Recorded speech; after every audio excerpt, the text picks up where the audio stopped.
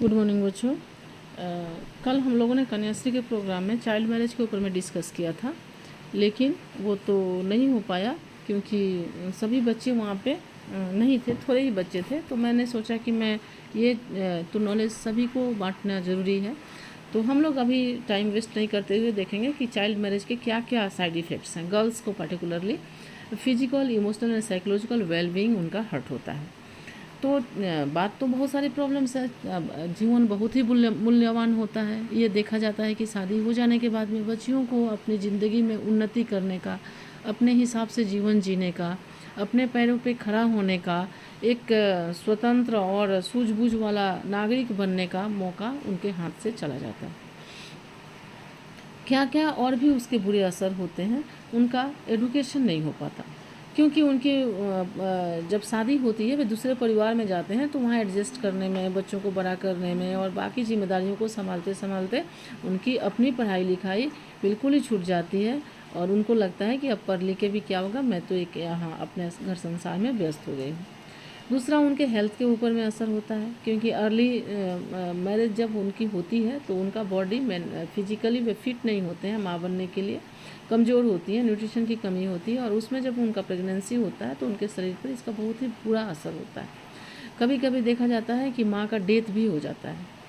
इसके अलावा sexually transmitted कुछ इन्फेक्शंस होते हैं जो बच्चियों के लाइफ में बहुत ही उनके लिए एक बहुत ही अभिशाप के रूप में उनको सारी ज़िंदगी परेशानियां देती है।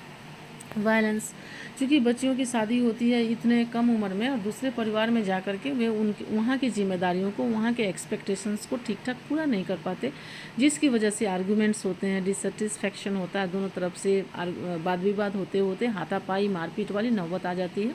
तो देखा जाता है कि वायलेंस के भी शिकार छोटी छोटी बच्चियाँ हो जाती है। जो खुद ही बच्ची है वो क्या ही जिम्मेवारी संभाल सकेंगी और दूसरा परिवार इस बात को समझने के लिए तैयार नहीं होता है।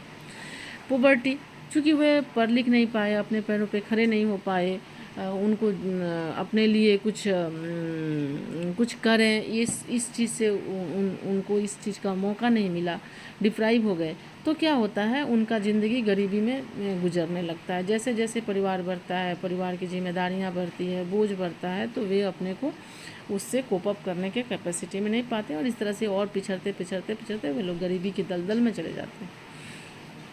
उनका चूँकि फिनेंशियल स्ट्रांग होना चारों तरफ से आदमी को मजबूत करता है। चूँकि वे दूसरे पे निर्भर करते हैं तो उनमें क्या होता है, लैक ऑफ ऑटोनॉमी भी होता है। वे कोई भी डिसीजन कुछ भी करने के लिए उनको दूसरे पे निर्भर करना पड़ता है। जो उनको देखभाल कर रहा है, उनको खिला पिला रहा है, उनके हिसाब से उनको चलना पड़ता है। एक वन टाइप ऑफ डिसगाइड स्लेवरी कह सकते हैं इसको। क्या क्या कारण है चाइल्ड मैरिज का? पोवर्टी, क्योंकि गरीब माँ बाप होते हैं, उनको लगता है कि चलो परिवार का बोझ उठाना तो बहुत ही मुश्किल है, बच्ची थोड़ी बड़ी हो गई, अब इसको किसी के घर भेज देते हैं, शादी कर देते हैं, तो कम से कम हमको क्या होगा, थोड़ी राहत मिलेगी।